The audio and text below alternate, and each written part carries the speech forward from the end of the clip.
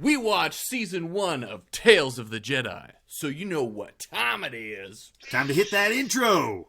Woo! Woo! T-minus 15 seconds. Guidance is internal. 12, 11, 10, 9. Ignition sequence start. 6, 5, 4, 3, 2, 1, 0. All engine running. Liftoff. We have a liftoff. 32 minutes past the hour.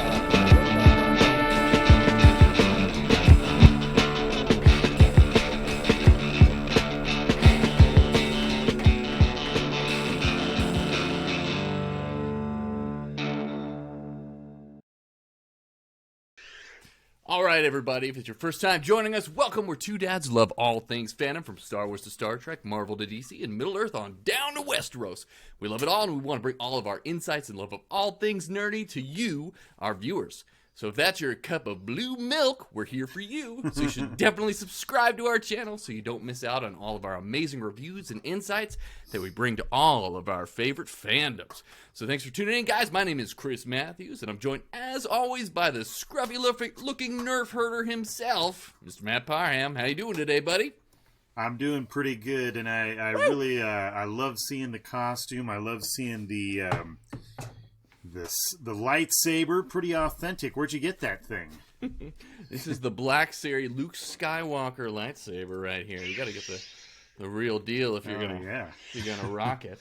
So no, I'm sorry to by say, Hasbro. all I've got today is my Star Wars lunchbox here, and as you can see, it's pretty empty, I guess. I love it, though. Oh, what's this? Oh, going man. to the dark side. That's right. We're going to nerd it up. One side, and Bring it, brother. Bring the it. other. Let's see if you Can't can go cut back this too boy far. in half. Woo! Let's get it on. Yeah. If you didn't know, Luke Skywalker he does Form 5 of Mach Shi. Or Dimso, that's it.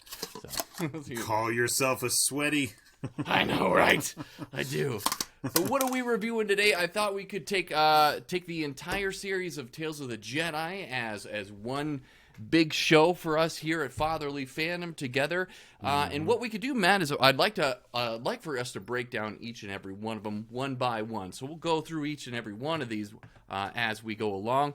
They're shorter episodes, so I figured we could just take it all. And man, it's been an amazing ride so far. I always look up the Rotten Tomato scores, and no surprise here, guys. Average tomato, what is that? Average how do you say that? Tomato meter? Is it tomato meter? Tomato meter? Tomato meter. Tomato meter. Yeah. You say tomato meter. I say tomato meter. Let's call the whole thing off. Right. It's 100% on Rotten Tomatoes right now. Average audience score is 95%. So, woo boy, everybody's liking this show. So let's find out what these two dads think of the show. So let's like I said, let's take it one episode at a time. Let's talk about episode 1, titled Life and Death, directed by Nathaniel Villanueva and written by Dave Filoni. So what did you think, brother, this first episode?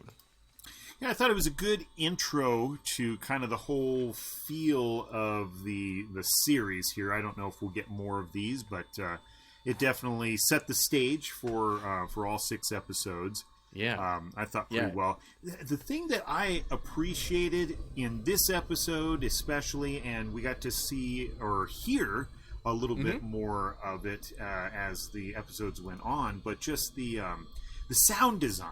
There was a lot of people involved in the sound design of these episodes, and what I noticed whenever I was watching them, because I watched a couple episodes on TV, I watched a couple episodes on my phone using headphones, and it was amazing when you get to the forest sequences, how the crickets and the water just and the even wildlife. the wind.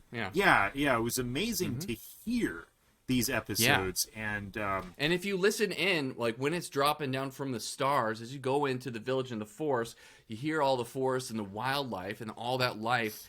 And the very first sound you hear from that village is the cries of a baby. And that baby is little Ahsoka that we get to hear. So the birth of new life when it comes into this episode.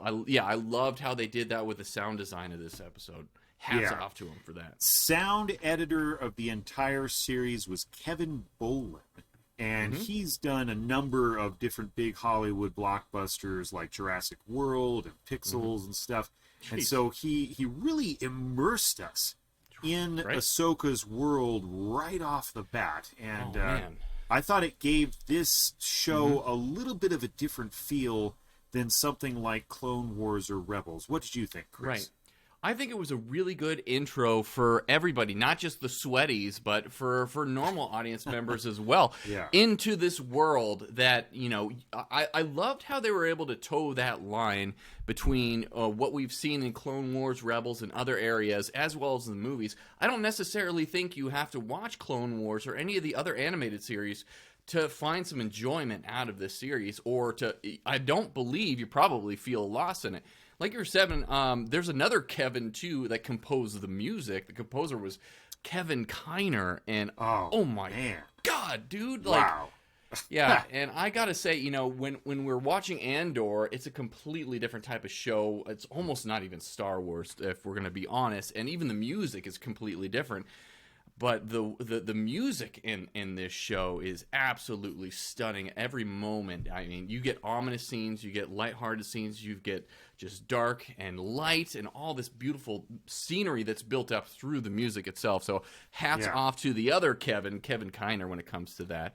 But and the animation too has come light years. And, you know, I remember watching the first couple of episodes of Clone Wars way back in the day, actually watching the movie in theaters as well, and seeing where we were at there to where we're at now. Same style, but just the intricacy and the beauty of this is just gorgeous. And the backstory, too. I love how we're getting a behind the scenes of this village and these people, and it kind of has a Japanese flair to it, and you get that in a lot of the music, too. All of Ahsoka's stories had that Japanese flair to it. I really loved that sort of Shogun-esque type of story and music and set design, if you can call it that, with how the animation was laid out. Absolutely. And, you know, that's what Star Wars is based off of. The Hidden Fortress, Akira Kurosawa, all that good stuff is lined into Ahsoka. And Ahsoka is Dave Filoni's baby, and he actually got to show the baby this time around, too. I mean, this is his creation from birth to luckily, not death yet. Few false deaths in there over the years, but... Man, he has done such a good job with this, and of course he's going to highlight this character for his little Tales of the Jedi show. And did you find out how this show was actually made, Matt? Like, no, I remember when we were talking about possibly reviewing this project, and the thought was, I'm just going to go in cold, because, you know, of course I've seen the movies, but I myself have not seen all of Clone Wars, all of Rebels, some of the other Star Wars cartoons. I've seen Ahsoka, of course, in Mandalorian Season 2, but I don't have a huge exposure to her, or as we'll get into, the young Dooku and all that stuff. So I went into this without a whole lot of prior knowledge, just to see if somebody brand new to it would still enjoy it. We kind of and so this is what I love about our show here on Fatherly Fandom. I've delved deep into all this stuff. I've read the books, I've seen all the shows, and Matt's more of a casual viewer when it comes to this stuff. So it's going to be a really cool insight on both sides. But the way that this one came into being was Dave Filoni was actually writing these short stories while he was working on The Mandalorian, just in his spare time for fun. So this is a passion project from Dave Filoni all the way. And I gotta say, like, Lucasfilm, give this man every project. He is absolutely what we need. Man. for Star Wars. And he should, too. He spent so much time with George Lucas. He was basically his protege throughout Clone Wars and everything. And he was taught by the master. So if there's anyone to take George Lucas's place, it's Dave Filoni. I've said this time and time again, but Lucasfilm, please. This show, I think everybody's has a very positive view of this show, and there's a reason for that, because he definitely does get it, like you were saying, Matt. So it's incredible. But he was writing these on the side, and he was like, if I can get the funding for this, let's go ahead and do this. So he talked to some of the executive producers and was able to get a green lit here, and that's just so awesome. And they do have this marked as season 1 of Tales of the Jedi, so that alludes to the fact that we might actually get more seasons of this, and I would love to see further seasons of this, and we can talk about that in a little bit. But let's go back into this first episode a little bit more, and kind of highlight a little bit more of what we liked about it. Yeah. So the animation itself was very beautiful, and it's going to be hard for me to really say anything about each of them, because they're all just so well lit. Like, for cartoon atmospheres and environments, we had a lot of different lighting things that were going on in each of the individual planets, and I really thought every single one of them fit the story very well. Here we get the more naturalistic light coming through the trees, and it just makes you feel like the trees are real and the sunlight is real, and all of that stuff is authentic. And you know, even though you realize, like, when you see a show like this or a movie like Lightyear, whenever you brought that up, I thought, oh, this is exactly what it reminded me of. Pixar and Lucasfilm works really hard to immerse us in these worlds by making the background and the settings feel realistic. And I think that was a great choice. It kind of pushes us a little bit past what we have seen in previous Star Wars cartoons, into giving this show its own look and feel. I mean, the character designs are the same, but this feels like we've taken animation in the Star Wars universe a step further. Absolutely. So, and if I'm going to talk about the story too, and grounding us into a realistic situation, like, they made these animals too. So, like when Pav T, which is Ahsoka's mother, she was played by Janina Gavankar, and so when she took her daughter out onto the hunt and everything, you have these creatures that are very similar to deers, but are not exactly deer. So I love the familiarity there. And then you get like the mountain lion, saber-tooth beast that comes into play as well, and the tension there. Like, I couldn't believe it in a cartoon how much tension was actually in that scene, and the strength. I loved how the mother was like sitting there looking at the gun, and she looks back at the baby, and then she all of a sudden decides to scream at the beast just to get him to back up a little. It was beautifully done. Yeah. And, you know, taking the baby out and them being all shocked. Oh, man. Now, I did have exception with one thing about this episode. Let's hear it. So, well, I was thinking, okay, you know, because we get these scenes in movies that involve some kind of hunting, where the hunter, you know, goes up and calms the beast that they've just slain, and you know, goes in for the final blow. They respect the life, and they don't take more than they need. And she explains all that to Ahsoka. Yeah, well. And let me tell you, it doesn't go like that in real life. But animals very much don't want to die, just like we don't want to. But I thought, if you know where to hit, if you know the right place to hit, that was my problem with it, is that she shot the deer antelope thing, and then she goes up and stabs it. Like, if you got a rifle right there, just put the beast out of its misery. Why stab it in the chest? Well, she had a long rifle, so she hit it, and, you know, probably didn't hit it in the correct place to you know, kill it right away. So that's why she had to take out her knife and do it up close. And she wanted to actually be there, be present, be up against that living thing, to acknowledge it, respect it. Like, that was the whole point. Is she wanted to be there up close and personal, be there with the creature while it died. That, I think, was a big part of that too.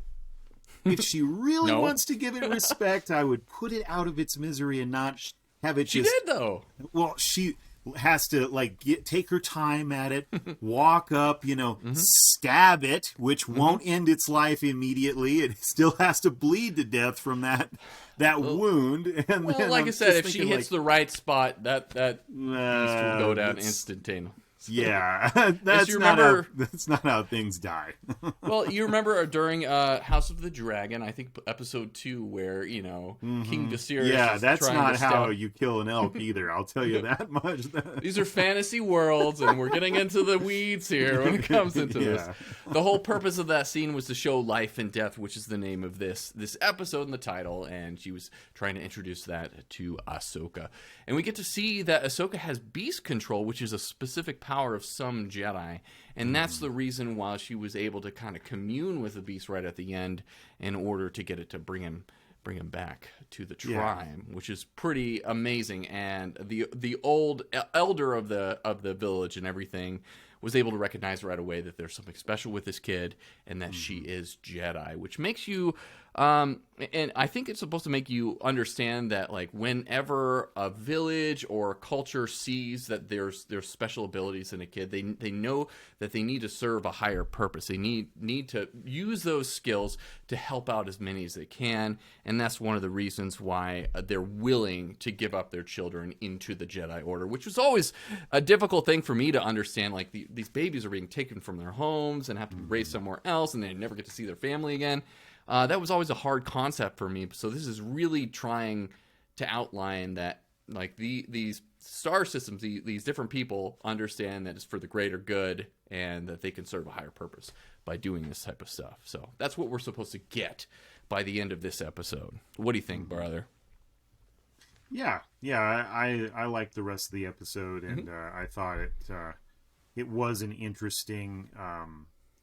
It was an interesting process that we got to see with how Ahsoka is identified as having Jedi capabilities. So, all in all, first episode was really good. And right. There wasn't so, what's your rating, brother? Oh, we're gonna rate each one of them. I'd say, this episode would get an 8 out of 10 for me. 8 out of 10. All right. So. Knowing all the other source material and everything, having a very deep connection with the character of Ahsoka, reading the books and everything else, I felt so much for this episode. It was a great way to get into this short series and everything. I'm going to give it a 10 out of 10 for me. So 8 out of 10 for Matt on that first episode. 10 out of 10 for me. Let's rock on to number 2 of Dooku on this. So episode 2 was titled Justice. It was directed by Saul Ruiz and written once again by Dave Filoni. He wrote all of these, spoiler alert. So what did you think of this episode? A young Dooku with a young Padawan in there as well. Yeah, man, I really liked the atmosphere that they set up with this episode. Totally different from the first one. Yeah, right? Going into kind of this like ghost town, and you get this mysterious vibe. The whole thing was just thick with suspense, and again, the lighting really brings us into the mystery and the unknowable stuff that the Jedi might be walking into. That we later find out there's a whole plot there. And I honestly didn't realize that we were dealing with a young Dooku. I thought for a second maybe we were seeing, it didn't take long because the curve of the character's nose, like that's how they animated him in the Clone Wars and that stuff, of what I've seen of it. And I didn't recognize the Padawan as Qui-Gon. Of course, then they really reveal it later on. So, so I kind of enjoyed that. Surprises. I kind of enjoyed not knowing. And then as it goes, you see Dooku's got his proclivities to, sort of take the Force into his own hands, so to speak. He does. And it kind of goes off the deep end. So I thought it was good character building. And a chance to see Qui-Gon as a Padawan, learning from Dooku, and kind of stepping a little bit above his master in his decision making. There, I thought was a great touch for this episode. What did you think? Yeah, I love the fact that like Qui-Gon was like, he's learning at this point about the living force. Like he's on the job training really for it. He's like, I'm just living in the moment. He kind of mentioned in that too. And the guy who plays the character of Count Dooku, the voice actor, is Corey Burton, and he actually played Count Dooku on Clone Wars, and that's why I was able to pick it up right away. For this character. I also knew going in that the story was going to be centering around Ahsoka Tano and Count Dooku. And the young Qui-Gon wasn't played by Liam Neeson. He was played by Michael Richardson, was the young Qui-Gon. So they had a different voice actor for him. But I thought that they did a phenomenal job setting up these characters and introducing us to an idea that, like, the political part of being in the Jedi Order at this point in time is fraught with gray areas. Like it's not fully good or bad when it comes to the decisions that they have to make. Like this town is in squalor because of the senator that is corrupt, that is basically hoarding all the resources and everything for the big city and not giving anything to the people. And the idea there is that the Jedi are supposed to be serving the people, serving all this thing, but at this point in time, the Jedi Council is serving the Senate and the Republic and not the people, and the people are obviously suffering in that. So you see that turmoil developing in Dooku, and he has a tendency to want to, fight people more than anything else rather than bring about peace and everything, which is what the Jedi were supposed to do. And you see that in not Liam Neeson, but Qui-Gon Jinn's character in this, and how he takes a different approach to that and kind of quells that disturbance as much as possible. So it's really cool insight to that. And I wonder, did it make you lean towards thinking, oh, maybe it makes a little sense why Count Dooku kind of turned away from the Jedi Council? Mm-hmm. Did you have an inkling of that feeling during this episode? Yeah, definitely. And I thought at first, again, not knowing anything about the series, that we would see points in time of major Jedi's lives that we hadn't seen before. I didn't realize there'd be further Dooku episodes. So I thought this gave a little taste as to what may have led to his corruption. So I thought, it's a great episode, very informative, and just a cool plot line that you don't normally get to see in Star Wars. No, not so, at all. I really like this one. Yeah, and I like that a lot. And, in preparation for this show, I listened to the audiobook for Dooku, Jedi Lost. I also read the Ahsoka book a while back, too, just to get myself into these things. And I thought they were going to take a lot more from that audiobook, Dooku, Jedi Lost. But they really didn't. And I don't think you need a lot from the book in order to enjoy and understand what's going on in this show. But you kind of, understanding that book does help out a little bit. So, in the book, you see that, Dooku was taken from his family. He's from royalty from the planet Sereno. His father was a king. He's got a brother and sister. And during that time, he actually met his sister on a mission when he was a young Jedi. And he got to know her and found out that she was his sister, that she was his sibling. And so they kept in contact for years and years and years. So he developed this attachment to her. And, that's one of the reasons that they brought up for why he kind of turned to the dark side a little bit. But he saw that his planet was suffering and everything, and that there was a lot of corruption. So he decided, and one of the reasons why he decided in that book to leave the Jedi Order was to help out his planet. He thought that the Jedi Council wasn't doing that. And we get a lot of that kind of thing in a different way in this show. But you don't necessarily have to read the book to get that. We also know that, he picks up Qui-Gon Jinn as his Padawan in this. We also find that, Dooku, he has a different Padawan before that's a little lax in the laws and everything. So you can see that, like, his tendency as a Jedi Master was to play loose with the rules and whatnot. And you see that on down the chain when it comes to Qui-Gon Jinn. Obi-Wan is kind of the straight and narrow guy, but then you see it in Anakin as well. Definitely an Anakin. Yeah, so you get a little bit of these shades, and even Obi-Wan to a certain extent, not as much as the rest of them, can kind of go against the straight and narrow way too at times. But so you can see that Dooku's influence on these characters has been throughout the series, and it's an interesting dynamic too that we're seeing here. You see you see the Padawan of Anakin, who is the Padawan Padawan of Count Dooku. All this training went down the road leading to Ahsoka. So you have Dooku to Ahsoka, and you see how they handle these situations between corruption and the downfall of this stuff, and see how differently they play about that, and where they end up with that. And I think that's beautifully done. Good first episode with Dooku. So what would you rate this one? Episode 2. This one, I really didn't have a ton of critiques. I thought sometimes in the battle sequences of the early episodes of Clone Wars, we'd get a little loss of detail, and I can understand. I mean, the animators must be going through tons and tons of hours to get these shows looking as good as they do. So there's just going to be some stuff that doesn't end up looking as good as the scene before it. And so I thought in that kind of like last confrontation, there was just a few scenes where it was like, okay, it looked just a little bit off, kind of took me out for a split second. Nothing really distracting very much at all. Just brief moments. And so for that, I thought, well, it's not perfect, but it got pretty close to it. So 9 out of 10 for me. Nice.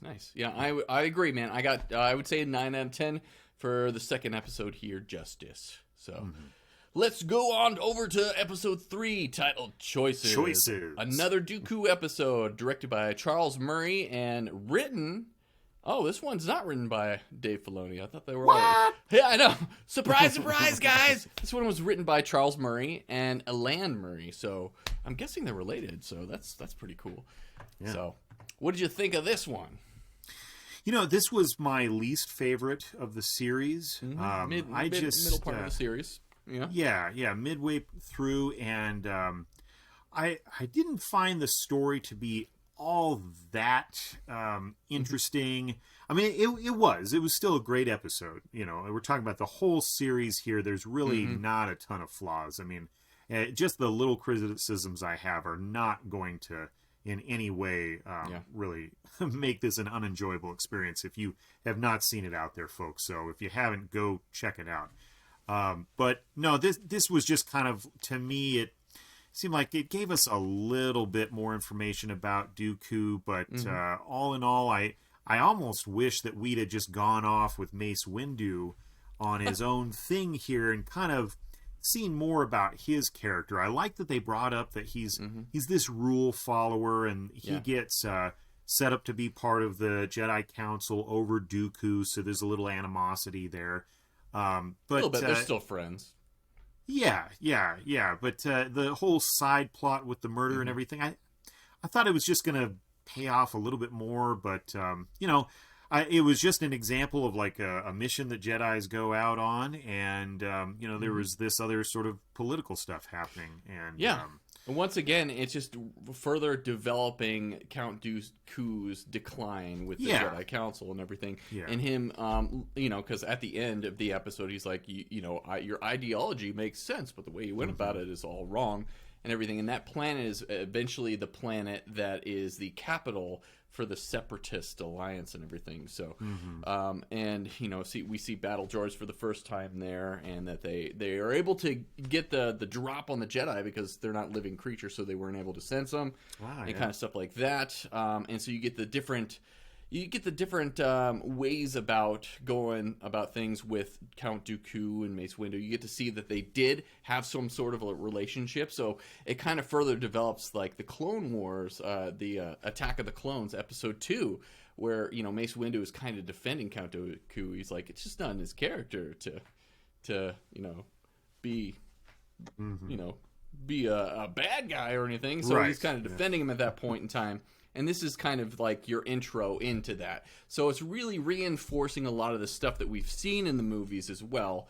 I thought it did a pretty good job. Like you, this wasn't my most favorite episode, but again, it's just layering thematic themes. It's layering these themes throughout this person's life, just reiterating and reinforcing the ideas that they're developing that ultimately lead to the decisions that they make later on. For me, I'm going to say a 7 out of 10 for this episode. What about you, brother? Yeah, I agree. 7 out of 10. And it's just barely that. Like, it wasn't bad. it just wasn't as interesting as some of the others. So Yeah. the high standard when you're watching this show. Very high standard, guys. Very, very much so. So let's go to episode 4, The Sith Lord, directed by Saul Ruiz, written by Dave Filoni. And I gotta say, this is one of my favorite episodes of this. And it answered a lot of questions that have been left out there that we didn't know about for years and years and years from episode 2 itself. So, and episode 1. So it was really good, cool to see that. Qui-Gon Jinn is played by Liam Neeson in this. Ian McDermott is playing Sidious in this as well. So we get the actual actors for these voice actors. So Right. that was just a treat to see. It was cool to see what happened to Yaddle, right? Yeah, I didn't know that she was a character, and I couldn't believe. No, Yeah, I'd episode never. 1, you see her in there on the Oh, council. really? Yeah. Yeah, go back and she, look. just kind of sitting there. Yeah, she was on the council, but she wasn't at the end of the episode. Episode 1, she wasn't there on Naboo as well. So this once again explains why she wasn't there on Naboo, but she was there on the council. And folks, this explains why we're friends, because Yeah. I don't pick up on that stuff. It fills in the detail. Oh, okay, that's Yaddle, the Harry Yoda. Gotcha. That's right. The girlfriend. I'm not sure, but Maybe. Who knows? voiced by Bryce Dallas Howard. I couldn't believe it. BDH, guys. Yeah, I know, right? Yeah, The one and only. The one and only. Man, I just love everything that she does. So Yeah, she's even becoming if it's a running pillar in of Star heels Wars. from T-Rexes, I don't Yeah, I care. guess so. I think she Oh, still wow. does a great job. Somebody's got a crush on Bryce Dallas Howard. Absolutely, man. She nails Sorry, everything that Elise. she does. Sorry, Elise. Hey, Elise has got a crush on her as well, I'm pretty sure. So. All right.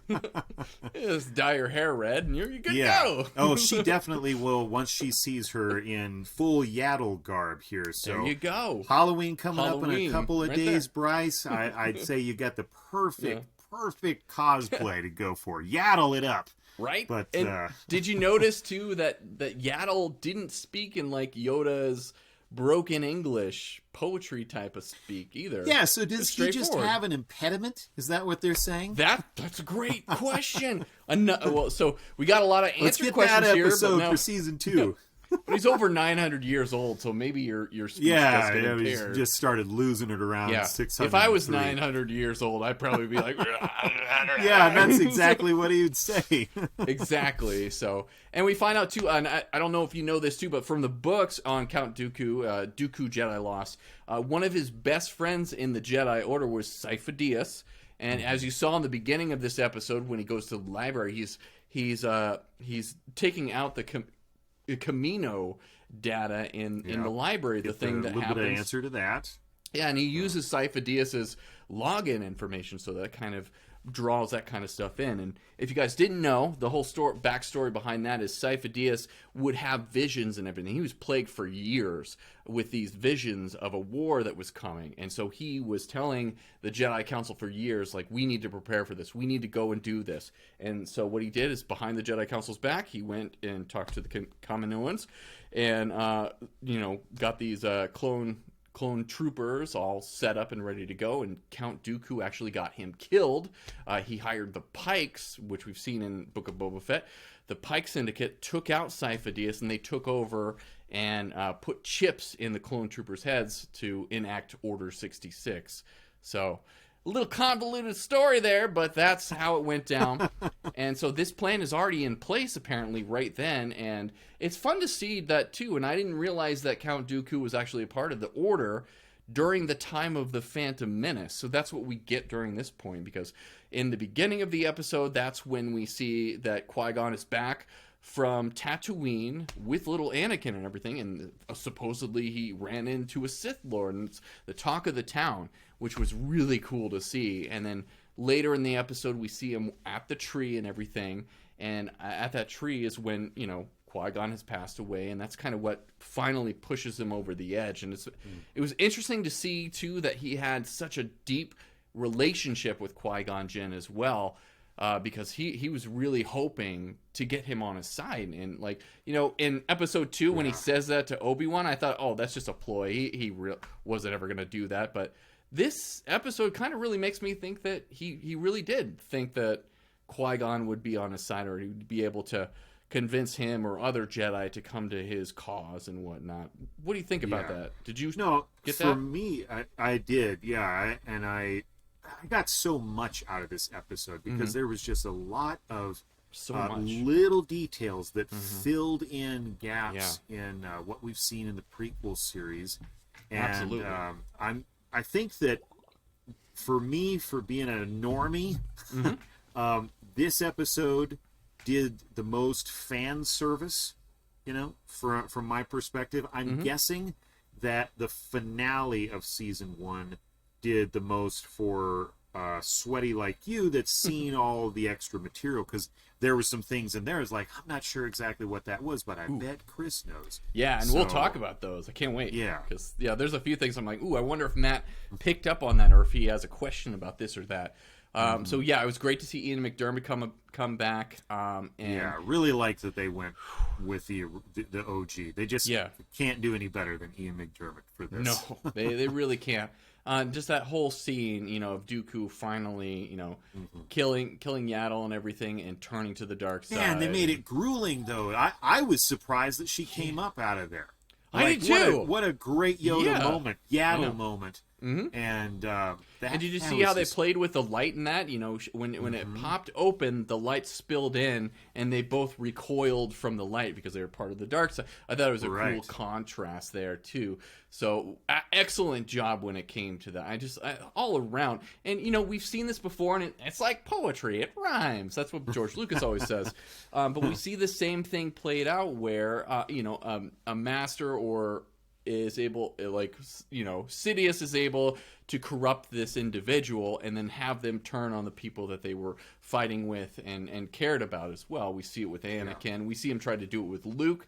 Time and time again, he's trying to do this with these characters. And so we get to see that with Dooku, and with the political ideology that he now has, like his bias that he has, and he now is getting confirmation bias from Sidious about how corrupt the system is and the Jedi are, and they're only following what the Senate wants, and that isn't what the people want. So it was his way in, and to weasel his way in to corrupt this individual, and I thought that was very well done. And seeing that little story arc in between this show gives you a little bit more clarity on why Dooku did the things he did. Did that make more sense to you after you saw this arc, Matt? Yeah, I'd like to give it up to Saul Ruiz for the direction of this episode, because there was so much information in there. Yeah. It could have just been buried in that. Right. We could have gotten overwhelmed with all of the little Easter eggs and all. And just there was like one little detail too that I absolutely love is when Dooku was talking about how Qui-Gon was born on Coruscant, and he was just born in the concrete city, and then he was amazed by this tree. And you would be like, if you were in that environment and you see a tree, something living like that, that would be such an amazing, awe-inspiring thing to behold as a little kid. And I thought that was a beautiful little moment, a little personal moment that they brought to this too. So all the little stuff that they did put in there was amazing. And for being like 18 minutes. Yeah, that's what he did so well. For 18 minutes, he layered in all of those little details with a surprising amount of moments of just straight silence and pause. Right. Where we get the grief that Dooku's going through. We get the surprise that Yaddle has whenever she can't convince Dooku to come back to the light side, or the good side, and or just the side of, like, it was just so tragic. She just kept trying to just say, look, just we'll deal with the consequences later, but if you help me now, that makes up for what you've done. And all of that, and the pause that he has, I thought, he might just do it. And I don't know why I'm thinking that, because I already know the outcome. But I know those are the signs of good direction. And so I think good direction, good storytelling. They draw you in, and you forget about everything else that happened, and you're living in that moment. And they do that in the episode. So what did you rate this one? Oh, an easy 10 out of 10, man. Easy I love 10 this out of 10. Beginning to end.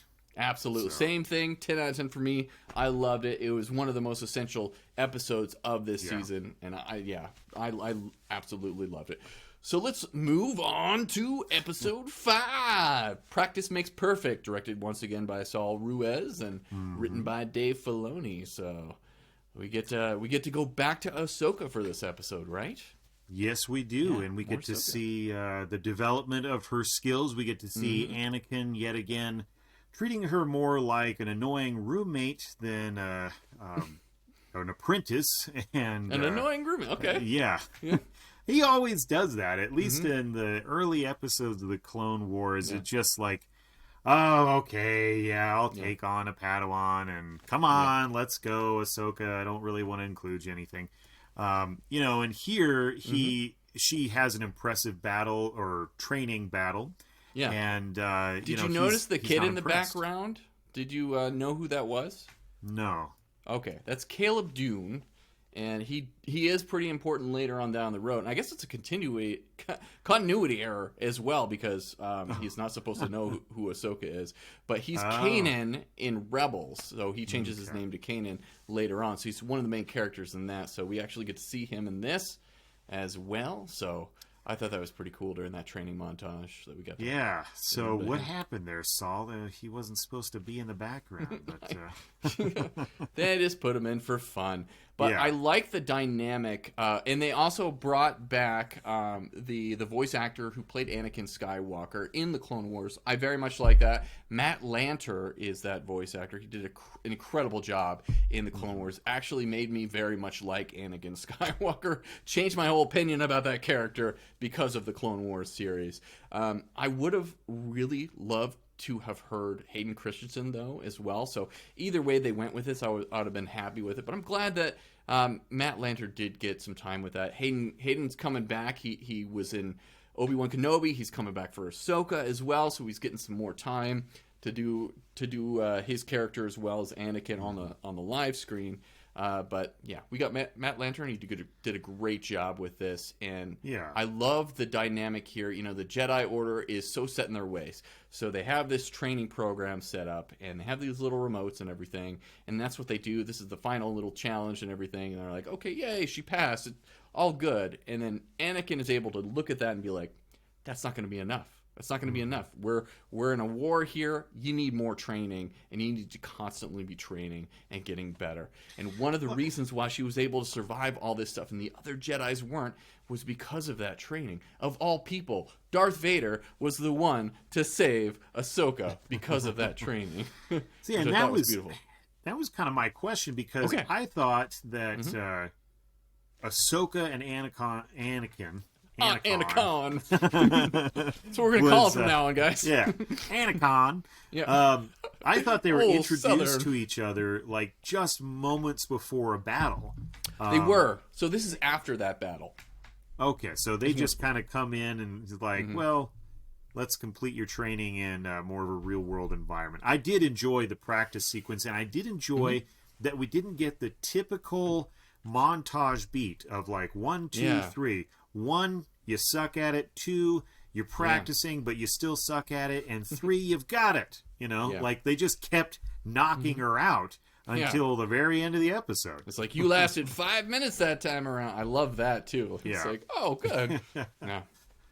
So I really appreciated that. I mean, you just don't see a lot of realism in any movie montages. Just like, great, it takes minutes to master this stuff. But here I thought it was great that they show just repeated failures, and we never actually get the payoff of her being good at this in a battle.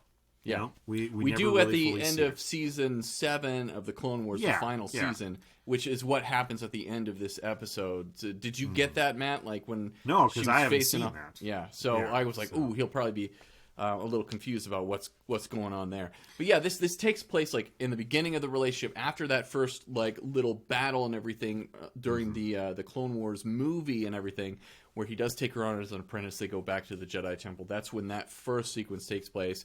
Second one, you see it in the Clone Trooper's armor too, is all shiny and new. It doesn't have any of the markings or anything on it really yet. And then the second one is like halfway through the Clone Wars and everything. You can see like the clone troopers' armor's all battle worn and everything, so you get that impression. And then the last little bit of that training is from the very end when Order 66 gets called. So that sequence when they're there and about to battle those other clone troopers is right after Order 66 was called, and Ahsoka's got to get out of there and everything. So it's and Rex and everything had his chip taken out, and that's why he's helping her out as well. And so if you go back and you see, I'd highly recommend you go watch those episodes of Clone Wars, because they are just as theatrically beautifully done as any of the movies are. It's just awe-inspiring what they were able to do with the end of that series too. So it's definitely worth your time if you're a Star Wars fan to go and watch those too. Yeah. Yeah, me and the kids are making our way through it. We're just done with season 1, so we'll get there. Nice. Good on you, man. Good father right there, showing That's Clone Wars to your kiddo. So what would you rate this episode? Episode 5, the penultimate episode. Right. So to me, I preferred the previous episode, but it was close. Yeah, I enjoyed seeing Ahsoka again and kind of the development of her relationship with Anakin. I'm going to keep doing it. We're going to say Anakin from now. Yeah. Ashoka. Folks, I've been saying Anakin since I was 6 years old. Annie, are you okay? Okay? You okay, Annie? I'm definitely not calling him Annie. Oh man, that Little Annie? From the first showing of Phantom Menace, which I love seeing in theaters, but Storm's it really coming, drove Annie. me nuts. Yeah, better get home. Oh man.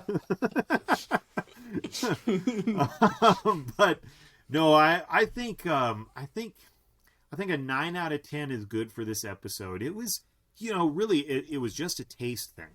I really liked it. It just wasn't necessarily my favorite, so nothing bad about it at all. Yeah. 9 out of 10. 9 out of 10 for me as well. I just loved what this episode symbolized. It symbolized Anakin's mentorship in order to shape Ahsoka into the Jedi. We got to see him be a decent teacher.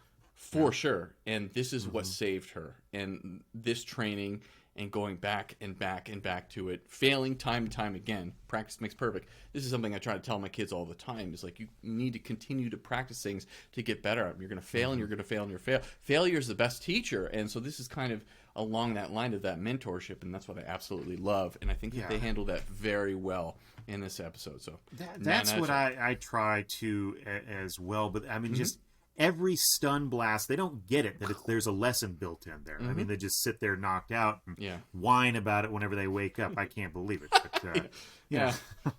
Sometimes I just have to stun them to get them to sleep that night. Yeah, that's really the main use of the blaster now. Then I wake them up in the morning. I'm like, hey, practice makes perfect. You weren't able to dodge that one last night again. Yeah, every night now, though, it's just getting like a search for Princess Leia. Like, oh, there she is. Get her.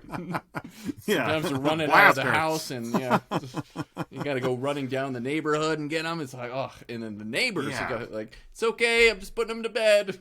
I know, she's always sending her little brother off with a message for help, and I'm like, get back here, R2. Nothing to see here. Nothing to see here. These aren't the droids you're looking for. Yeah. All right, well, let's go into the final episode, why don't we? We got it. We got it. Episode 6, titled Resolve. Once again, directed by Saul Ruiz. He's directed a lot of these episodes. Written by Dave Filoni. So, yeah, this is the one that is closest to the book Ahsoka. And so I love that we get to see Ahsoka after the fall of the Republic, and this is the beginning of the Empire, when she goes into a hiding.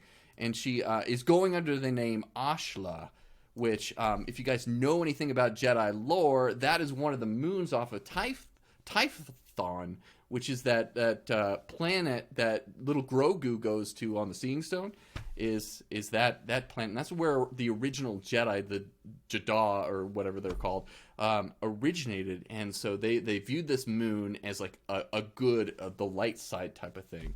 So Ashla is like the light side.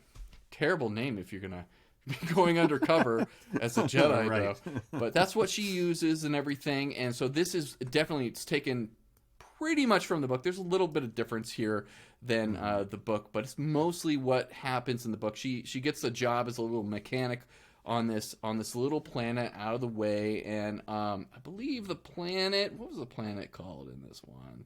Thebeska. Kansas. Yeah, it's planet Kansas, and Toto is the robot lifter that you get to see in the background. No, Thebeska is the planet that she's on there.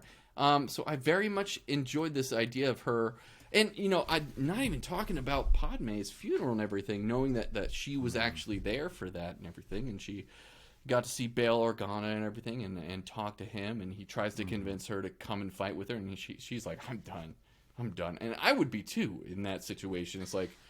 Yeah, and I thought it gave like a plausible reason. Of course, the reason that we don't see Ahsoka in any of the actual prequel movies is because she wasn't invented yet. But it gave something of continuity there. For okay, Ahsoka is in the background here. We're just skipping over the parts of the plot that she was a major part of, really. So, and then she goes into hiding, and I thought it was a great payoff.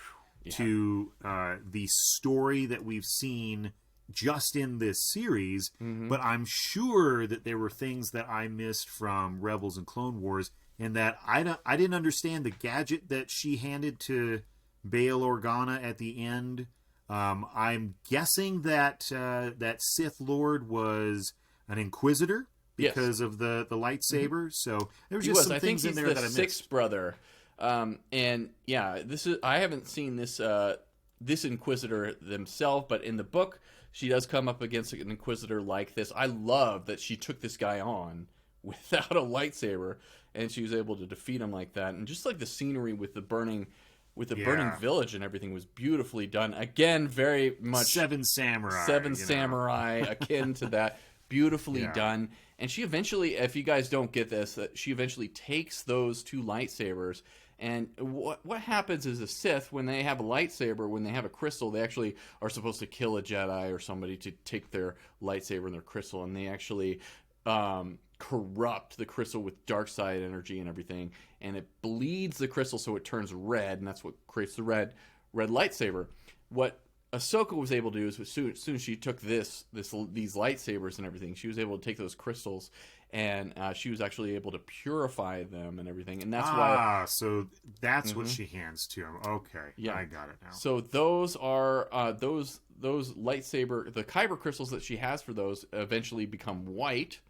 And those are the two lightsabers that you see her have in The Mandalorian as well as Rebels. And she actually, that little device thing that Bail Organa hands her is just like a communication device too, because eventually she becomes Fulcrum, which is an alias for this person that organizes the different Rebel factions and missions across the Rebel Alliance during the early years in Rebels. So Ahsoka takes on that role after this point. So after she defeats this Inquisitor, we learn that like she's ready, she's in the fight now, she's going to work behind the scenes with the Rebel Alliance, and that's exactly what she does. And you get to see that in Rebels. And if you haven't watched Rebels, highly suggest you watch it, because this, if you like the show, you're going to love Clone Wars, you're going to love Rebels, you're going to love all this extra material that's available for us on Disney+.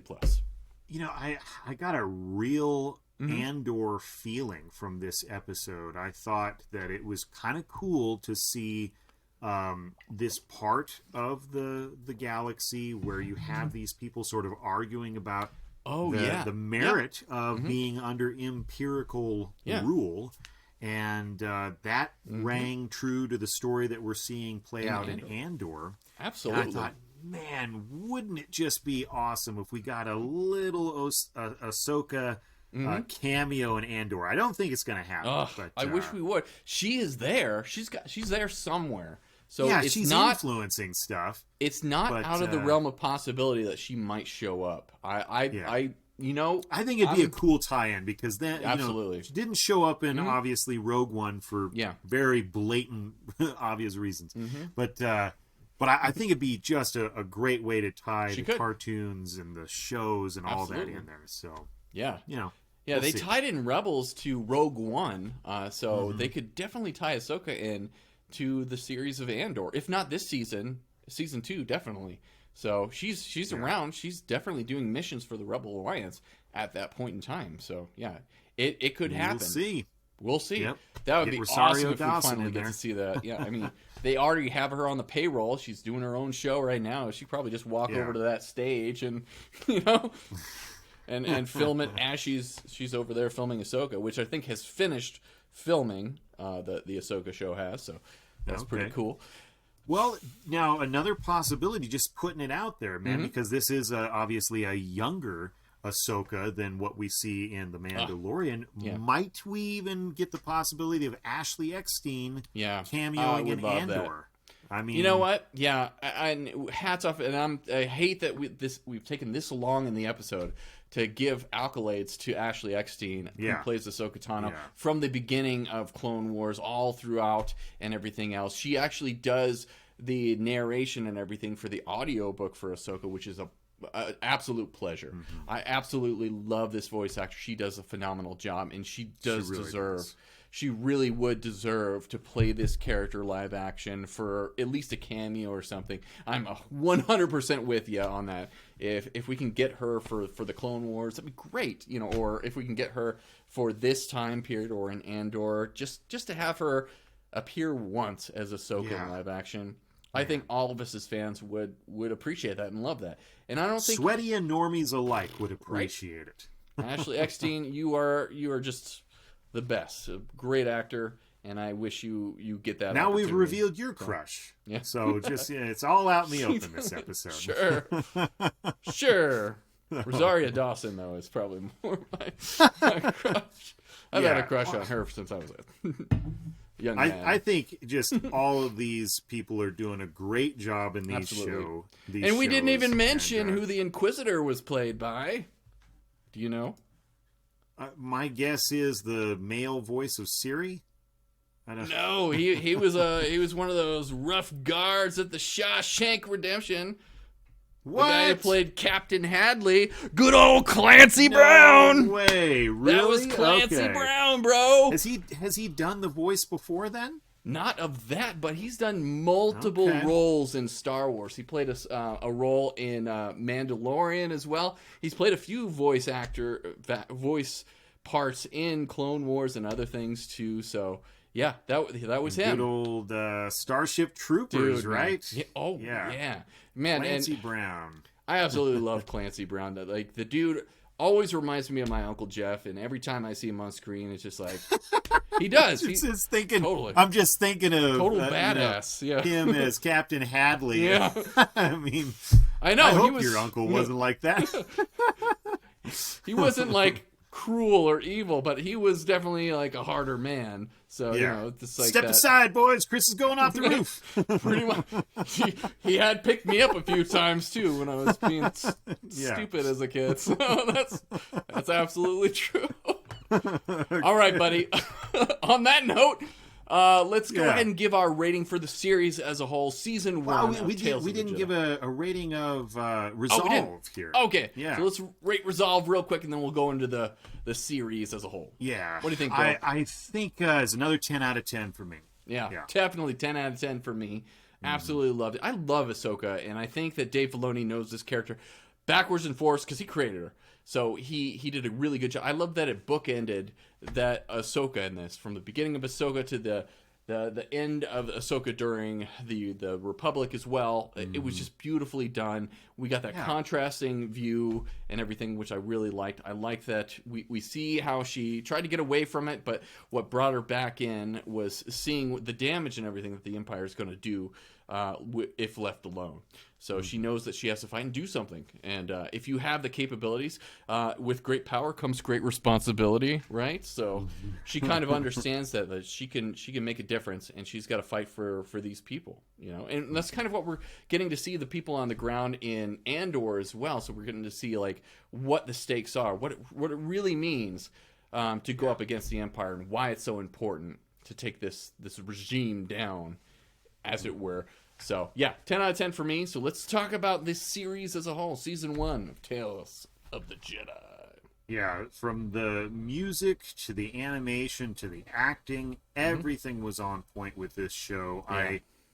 The only thing that I didn't like about it was that it was short. And I don't think that it felt short. No. I think that each episode felt like they told a whole story. Yeah, they did so much in so little time. Yeah, exactly. So I just wish that there was more, and we're not going to get more for, at least a year or two. So, yeah, I kept thinking of the Kylo Ren meme. More! More! I know. More! Yeah. Oh, I wish that there was more than 6 episodes for sure. Me too. That was really the only overall fault that I would say. Oh man, it's going to be hard to rate this one, but I enjoyed myself. Yeah, me too. Even being new to the material, I really enjoyed the individual stories, and so I'm going to give the whole thing. I have to do it 9.5 out of 10. Just because I can't make up my mind as far as a 9 or 10. I really like this show, man. Me too. I love, and with Andor, it's a slow burn. It's a different creature altogether, and we're getting that. So getting this show is really satisfying that Star Wars feeling for me, that Star Wars hunger, that Star Wars magic that I keep talking about with The Mandalorian is something that they were able to capture. And once it's Dave Filoni, like he gets it. He totally gets it. And so I feel that in this. I absolutely love it. I'm going to go ahead and do it. 10 out of 10 for me. I absolutely love this series. One of us has got to.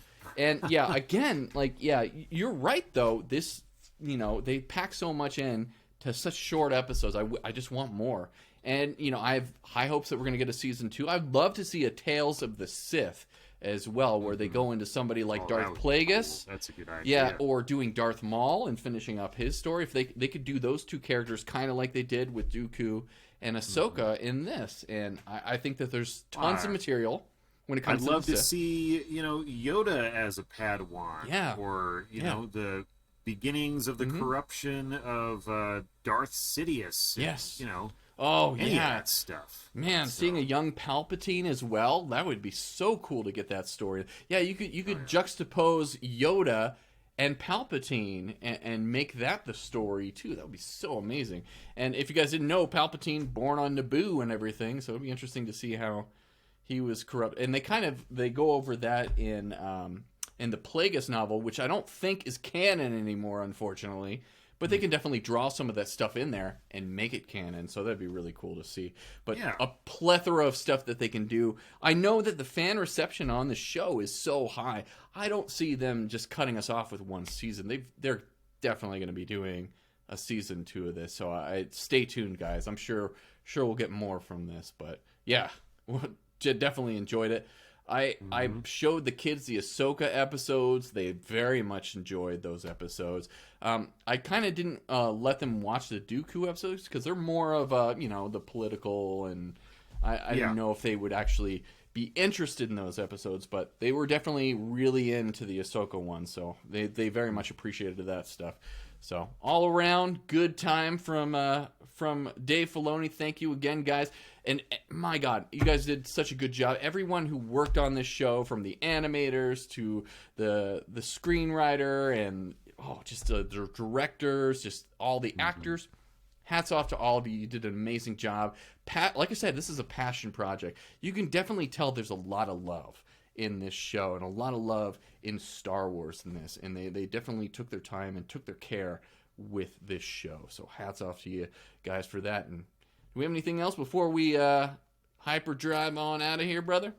No, just stay tuned for more Spooktober coming at you. We're going to keep recording scary movie reviews all the way up to Halloween. Yeah. And, we got Smile coming up. We got Smile coming up. We got That's why I have the Sinister coming lightsaber. up. I'm going to have to keep it on all night so I can't sleep anymore. Yeah. I'll keep a lookout from my end, from both ends, but That's right. yeah, lots of good stuff. So stay tuned. Thanks for everybody out there that subscribes and watches our stuff. We really appreciate your support. Oh, man. And it looks like I'm going to have to be shaving my head here pretty soon. We're up to 88 subscribers. So 88. I can't believe in the last couple of days we've gotten a lot of new subscribers. So thank you everybody who is joining us here on Fatherly Fandom. We really do appreciate the support. It doesn't cost you anything, and if you don't want to get notifications or anything, you can change that with a little bell icon as well. You can flip that on and off if you want to get notified when we drop stuff. Great. If you don't, that's fine too.